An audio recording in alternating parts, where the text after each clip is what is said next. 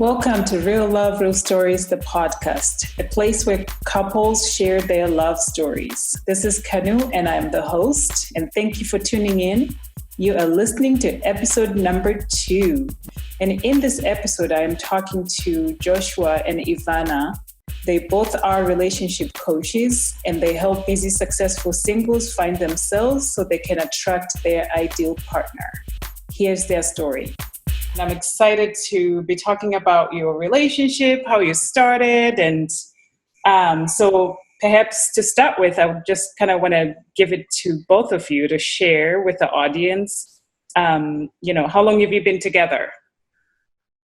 Okay, we've been together since last June. So last June, that was June 2017. Correct. And that was when you initially met, or is that when you got married? Yeah, that's when we initially met. And then July 22nd was when we decided to be together officially. Nice. So that's the part that I want to spend a little bit of time, if you don't mind sharing with the audience. You talked about you met in June 2017, and then in the following month, July 2017, you decided to be together. So can you elaborate a little bit about that? Yeah, sure. Okay, so in June 2017, there was a workshop in Fort Lauderdale where I worked as a contractor for the company, and my husband was a member. So he was attending to learn how to speak better, to tell his story more powerfully, and I wanted to volunteer. For me, I don't know for my husband, but for me, as soon as I saw him, I knew that I wanted to get to know him. I didn't know what was the reason for that, but I just felt like something, like a string was drawing me towards him, and having no clue why that was happening, because that had never happened before. So all I knew was that I cared about what he thought even before I knew him, and I wanted to get to know him. Nice. Well, Joshua, was that the same for you? Yes, it was totally different because, it was the same, but it was, let me see, I went there for a purpose. I went there to, work on myself and, be able to tell my story more powerfully, like my wife said. So me not even, when I checked in, I noticed her, but I did notice her because I was just checking in, and I was going to mingle with, the president and the CEO, everybody that was there that are members as well. So I was just trying to, find my seat and sit down and be able to mingle and see what people were, what they have been up to. It was different. I was like, oh, wow, okay. This, I might need to, know who she is. And she caught me, we was, looking at each other, and then we turned away like we was in elementary. And so I was like, wow, okay. Butterflies were flying at this point, right? It was really, it was unique how it happened, because I was sitting next to one of our, this awesome man that is an amazing speaker, and he's just a great guy. And so he's just a funny dude, and he was like, doing like funny stuff to her, and I was happened to be looking at her at the same time, but I didn't realize that he was, having like a sign language or a sign with her. And so I was looking at the same time, so it looked like she was looking at me, smiling or whatever. Then I just turned away. But it happened like 2 or 3 times. Yeah, that's when I really saw that he was looking, because in the beginning I wasn't sure. I was like, maybe it's just me. Maybe he doesn't like me. But then I caught him looking a few times because of that man. It was crazy. During that day, we were trained and taught how to better tell our story when we speak in front of a crowd. So there was so many things that we shared about each other in front of, that group that you usually don't say until I don't know how many dates in. Like, he told me about his, his past, his childhood experiences with, exes and all these kind of stuff. I found out the same day. So it was all organically through the training, the workshop. Yes. Yeah, everything. But what you didn't realize is this was actually kind of set up for you guys to know each other's story before you even start on the journey of love, right?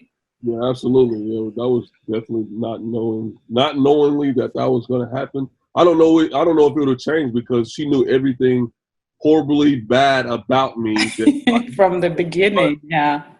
that I used to do in my past. So she knew everything. So it wasn't no secrets being brought out because I was telling my story. And that's what's really unique, that in the first day, within hours, she knew my whole life. And I knew her. That's Yeah. awesome. That's actually, I like that a lot, right? Because, that normally takes, I don't know how long for people to get to know that much information about each other when you start dating, like the traditional way of dating. Mm-hmm. So I like that. It was like from the beginning, here's who I am. This is kind of where I came from. And so, and the fact that you ended up together. And so I wanted to move on to the proposal, because you met in June and then literally the next month, I'm assuming this was the proposal time. So can you speak more about that a little bit? Well, well, our story is unique all over. What happened was that I had asked my husband to come with me to Europe, and I had started thinking about moving back to Europe before I met my husband. So everything was kind of crazy at this point. And then we're gonna have to have a long distance relationship, which we didn't Gotcha. because we knew we wanted to be together. Right. So my husband was like, "Well, let's just get married now." Yeah. That was in August. So he found a way to find a time for us to go to the courthouse. And it was all done so quickly. Like they didn't have a time until like the next month. So it was kind of all rushed. And, and we went there, and like he kind of proposed on the way there. So it was all crazy because we had already talked about getting married. On the way to the courthouse? Yeah, it's really unique. Yeah, it's really unique. Because people are usually engaged for a while. We weren't even engaged. We got married like right away. The proposal happened in the car right before we got married. We walked into the courthouse. That's how I didn't think that was romantic. Yeah, that is romantic. So we want you people out there listening to this. If you really are in love, or you really love that person, it doesn't matter how you propose or where you propose or when you propose. It's all about proposing. My wife said, "Babe, before we go in the courthouse, you have to propose." I said, "Okay, will you marry me?" And I looked at her in her eyes and I asked her, "Will you marry me today?" She said, "Yes." And we kissed. We got out the car and we walked into the courthouse and we said, "I do." That's how the proposal happened. So we want people to know that it was real, authentic. It wasn't made up, fake, or any of that. It was so real in who we are. That's who we are. Right. Spontaneously. That's what we do. So that's how that happened. That's the proposal. What's the one thing that you absolutely love about each other? Well, I love the way like he protects me and the way he loves me, because I had never been taken care of in a way. Not that I'm a very independent woman, but that has nothing to do with it. It's just a small thing that he does, like when he looks out for me, when he knows I like something, he'll bring it to me. He'll make sure I walk on the right side of the road. He'll always be affectionate, always loving, and he always makes me feel like I'm the only woman on the planet. Oh, I love that's so beautiful. Absolutely. That's awesome. Yeah. What about you, Joshua? What do you like about Ivana? What I love about her is that she doesn't even speak my language. That's not her first language. That's her third language, and she's still able to help me figure out the little like was and were when I'm speaking. Just those little things alone, and then when everything, like I said, when we first met, she knew all my downfalls, and she didn't judge me. She doesn't throw that up in my face, or she doesn't, like fight negative with all my bad things that I've done in my past. I'm able to be myself with her. I'm able to do all the things that I want to do with her, and there's her love for going and just contributing to the world, contributing to the less fortunate, contributing to when we go into the prisons and the jails and speak. She loves that almost more than me, if not more than me. So that's what I really love about her, that she can take this broken lady and say 10 words to her and have her whole life transformed.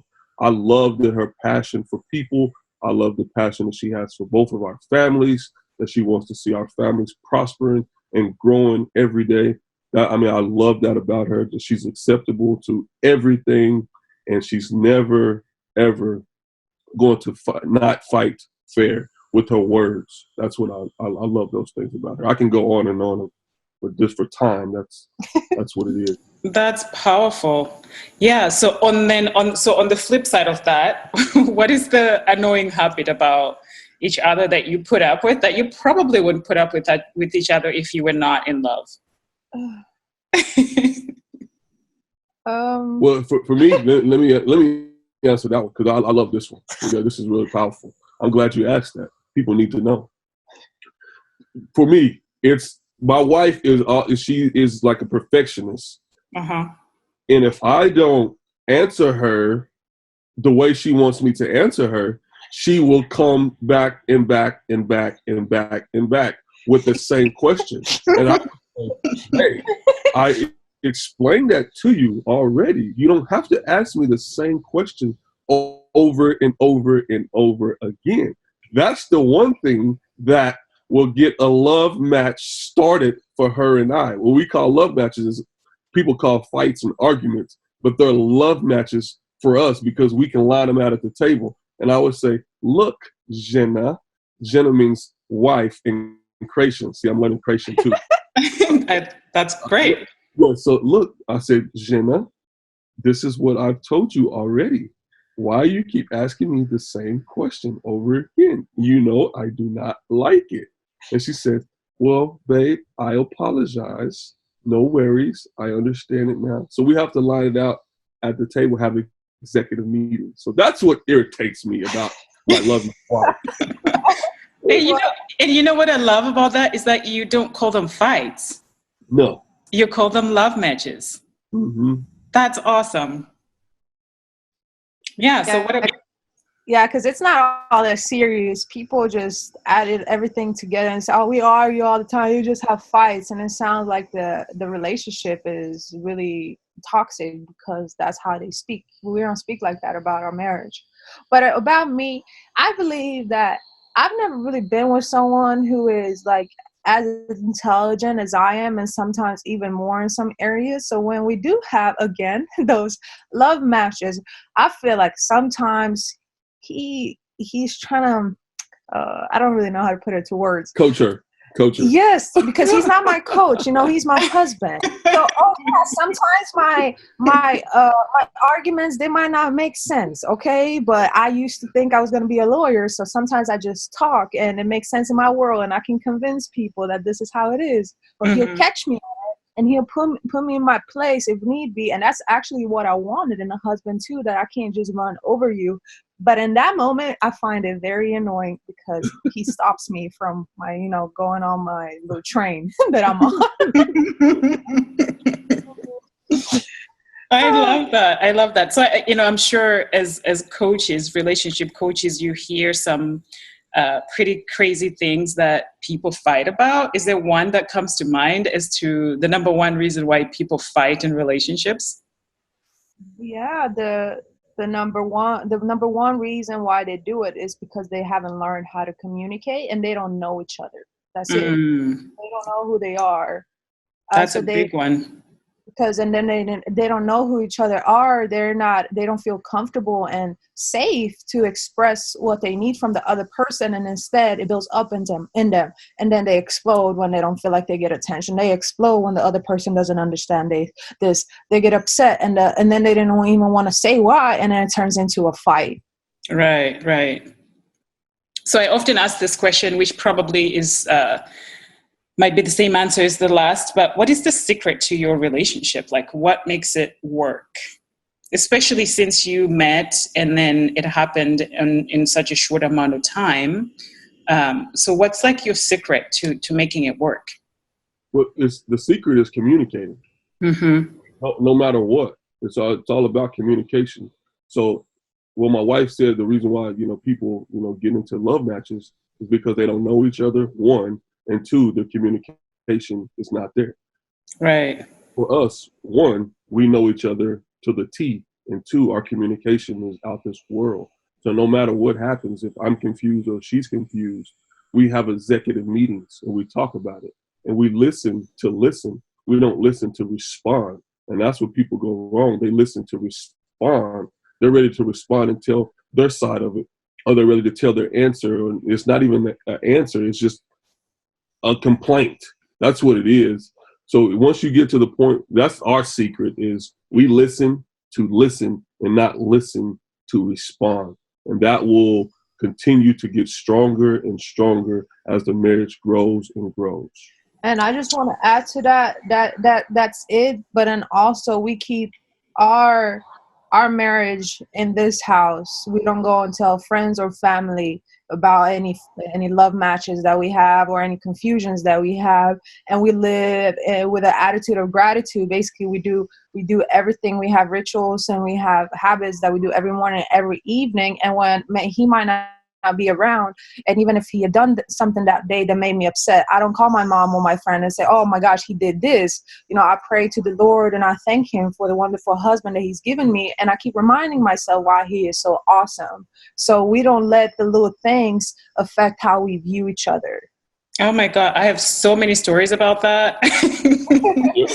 I mean, I was married before, and that one, the communication piece of listening to hear the other person and not respond. I mean, that's big. I feel like in my previous marriage, my only marriage that I've had, that it became this sort of a one-upping each other, Mm-hmm. Yep. Here's the part that I personally love, which is why I kind of got into this whole podcast, is to, as a person who was single, like I mentioned, I was married before, and, just trying to find the one. Not that I find guys to date and I date them and, but I just cannot find the one. And I'm wondering if you have any advice, since you both are relationship coaches. What advice do you have to a single person searching for love? Okay, well, we always recommend doing what we did.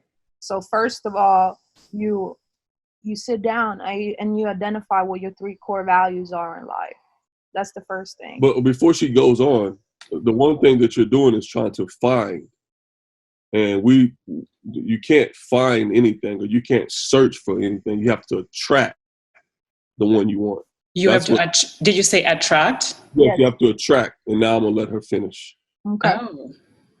So like I had mentioned, my husband didn't go to that workshop to look for a woman. And he was completely fine being alone at that point, working on himself. And it was the same thing for me. So clients that we work with, and they get discouraged because of their past relationships, and they say, oh, I want to be with someone, I might never find him. And I keep telling them, you're not finding him because, first of all, it's awesome. You got to the point where you understood you need a coach to help you through this. But that person is probably also working on himself or herself. So the reason why you haven't met yet is because you both have to go through this personal development journey to really figure out who you are. Because we say people don't know who they are in a relationship. Yeah, they don't know because they haven't figured it out before they get into the relationship. So how are you supposed to know who I am if I don't know myself? Mm-hmm. So that's the major portion they have to do is really discover who you are prior. And you need to get a coach many times, because that's what we did, because it was confusing. You can't figure out everything in the world alone.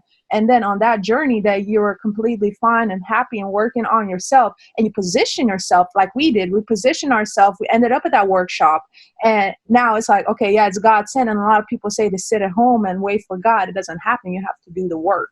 And then you have the clue who's going to be there. And that way you don't look. It's just automatically attracted to you because you're on that journey, and he or she is as well. Yeah, I mean, I love the idea of, working on yourself, then setting yourself up to attract the right person and not necessarily looking for him. At this point, again, I mentioned the reason why I'm doing the podcast is because I don't want to say that I'm giving up, but I'm just like, I am focusing on me. I just moved to a new city, and I'm focusing on me and developing my business and doing all those things that I love, and not necessarily dwell on like online dating and all that stuff that I've done before and have been disappointed many times. Mm-hmm. Yeah. So if somebody was to like sign up with you guys for relationship coaching, what does that look like? Like, how long does that take?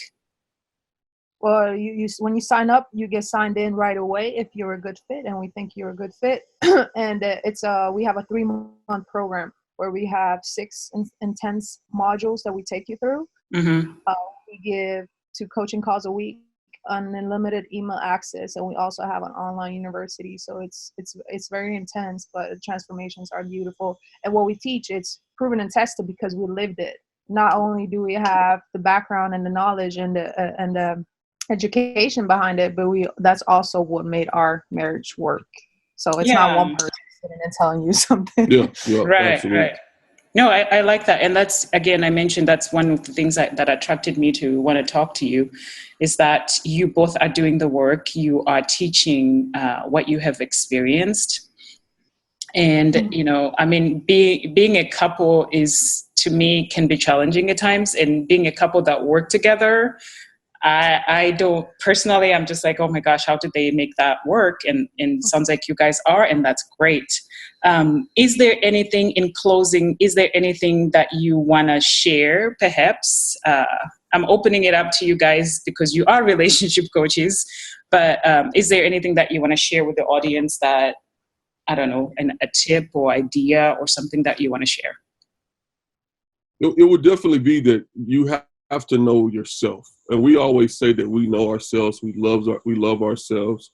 We know who we are. We know what we will do. We know what we won't put up with. We say those things, but realistically, we do not know ourselves at the core, at the deepest level that we can possibly know ourselves, because we can't see the picture while we're in the frame. And it takes somebody else to see everything about us and bring it out of us. That's why we went out and got coaches. That's why we went and got the education, because our experiences alone is would help us and drive us forward. And then we get the certifications and the education behind it. And now we're just that more powerful once we able to communicate effectively with our clients or prospects or whatever you want to call them. So I would tell the ones that are listening to get to know yourself at a deeper level.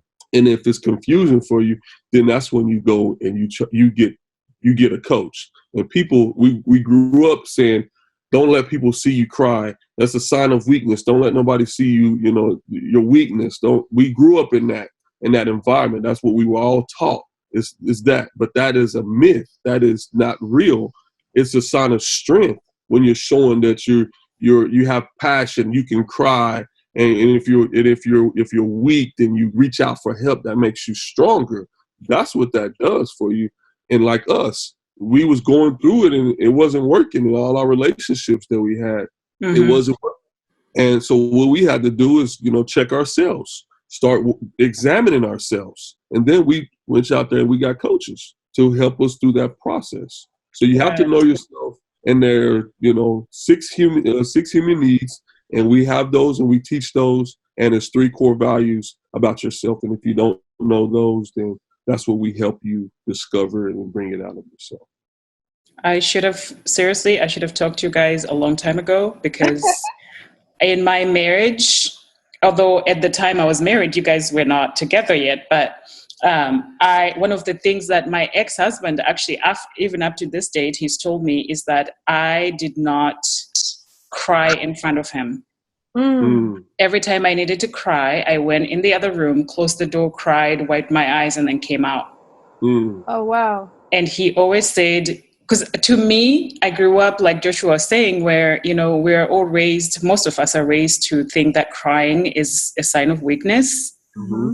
For whatever reason, I just did not want him to see me cry. I wanted to be that strong woman that he married, that he loves, who's happy, who's always positive, because that's one of the things that he said about me. So when it came to crying, I don't know why I could not do it in front of him. So I would literally go close the door, cry, and then come out.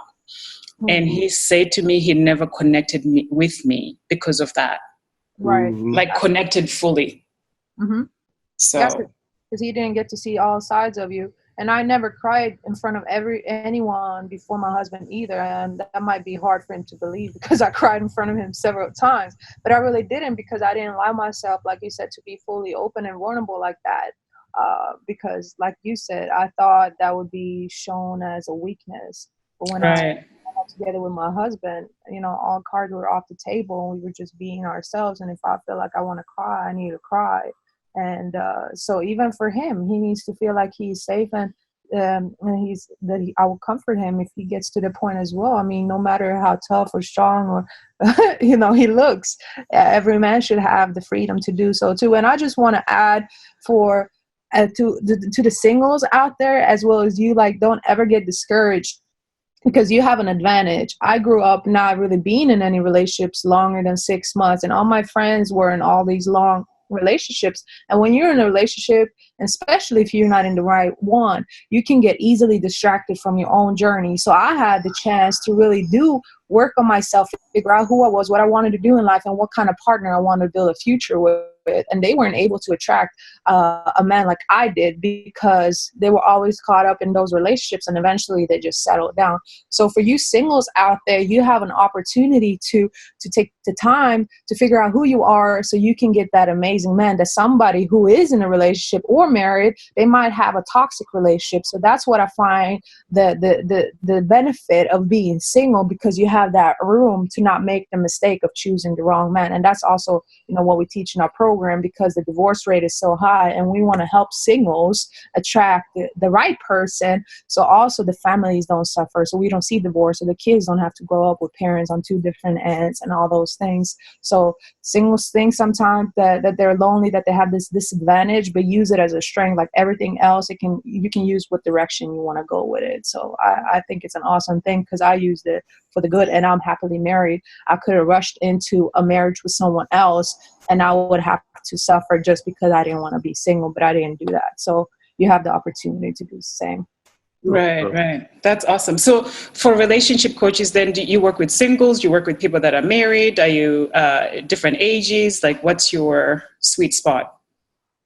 All ages, but our sweet spot is singles because we have that personal experience of what we did and how we can help them become like a team like we are, but they have to attract the right person. We also get couples reach out to us. We work with married couples, but our sweet spot is singles, because we can help you get that relationship that you desire. Awesome. All right. I love this. Thank you so much. Thank you both for taking time to chat with me. Thanks for tuning in to this week's episode. I hope you enjoyed it. Do you have a love story to share? Do you know a couple with a love story? Send me an email at info@realloverealstories.com. And also follow me on Instagram and Facebook under Real Love Real Stories. Till next time.